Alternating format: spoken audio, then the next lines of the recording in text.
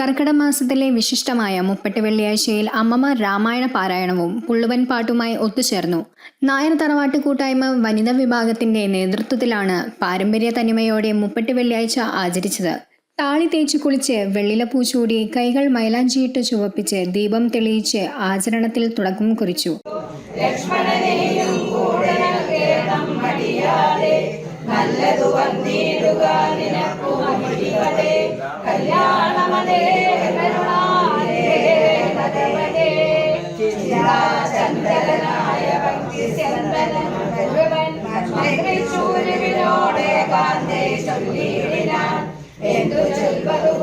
മമ്മിയൂർ മുള്ളത്ത് തറവാട്ടിലാണ് ആചരണം സംഘടിപ്പിച്ചത്.